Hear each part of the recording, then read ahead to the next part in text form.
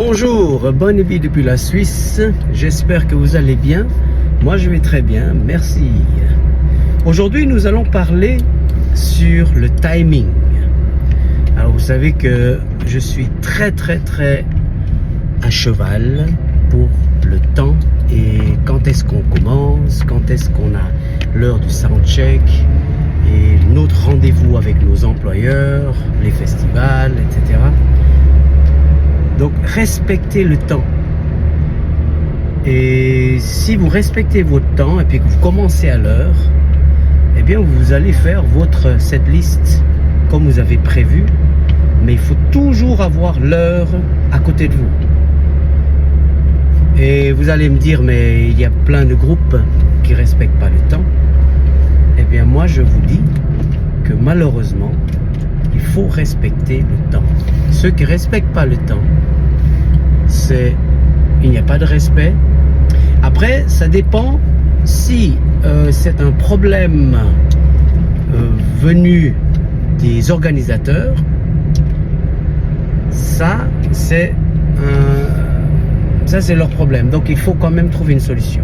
Par exemple, ils bookent 4 groupes pour un festival. Le premier groupe commence à 19h. Ils font environ 45 minutes ou 1 heure. Le temps de battement de 15 minutes ou d'une demi-heure de changement de plateau. Eh bien, si tout d'un coup l'organisateur est en retard, par exemple des problèmes d'ingénieur de son, des problèmes de son, des problèmes de... ça peut toujours arriver. Là, vous ne pouvez rien faire. Là, malheureusement, chacun va respecter son temps de cette liste. Donc le temps n'existe plus. Si l'organisateur a des problèmes de ce type, c'est plus vous le problème. Alors maintenant, si c'est vous, si l'organisateur est à temps, si l'ingénieur de son est prêt, si le son, tout roule, et que vous devez commencer à 19h, et que vous devez finir à 19h50, vous devez commencer à l'heure, et finir à l'heure. Ça, c'est très important. Si tout d'un coup, vous commencez 15 minutes plus tard, finissez à l'heure. Ne finissez pas 15 minutes plus tard parce que vous allez foutre en l'air toutes les organisations du groupe qui viennent après vous. Alors respectez s'il vous plaît le temps. Que vous soyez amateur ou professionnel, bon c'est souvent les professionnels qui respectent plus le temps, mais il y en a d'autres. Il y a des professionnels qui ne respectent pas le temps. Parce qu'ils voient que l'ambiance est bonne, ils veulent rajouter plus, etc. Voilà. Mais ça pour moi, c'est un manque de respect. Ça m'est arrivé une fois, ou plusieurs fois, des groupes qui jouent leur temps et qui font toujours 15 minutes de plus. Donc pour finir, nous on devait jouer vers la fin de la soirée.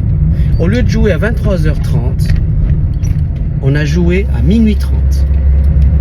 Et on devait faire un set d'une heure, tout à la fin à 1h30. Eh bien, moi j'ai dit, si c'est comme ça, je respecte le temps de la fin.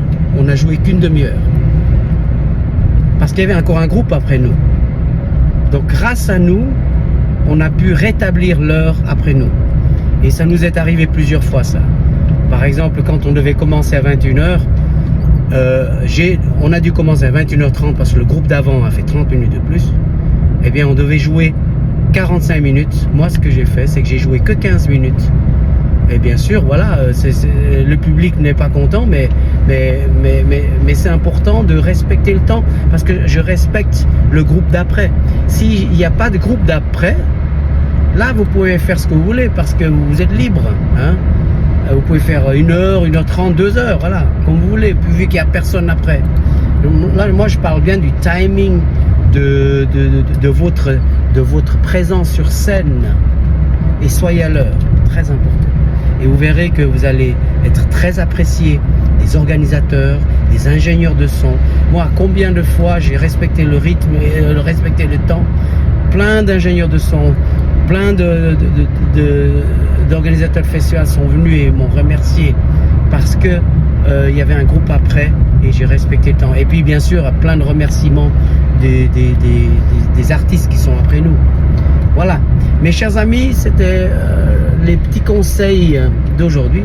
Je vous souhaite une belle journée et n'hésitez pas à visiter mon site Il y a plein de concerts, plein de cours, plein de vernissages que je vais faire mon 19e album au mois de novembre 2026 qui s'intitulera On the Road Again. Et que le blues positif soit toujours avec vous. Bye bye.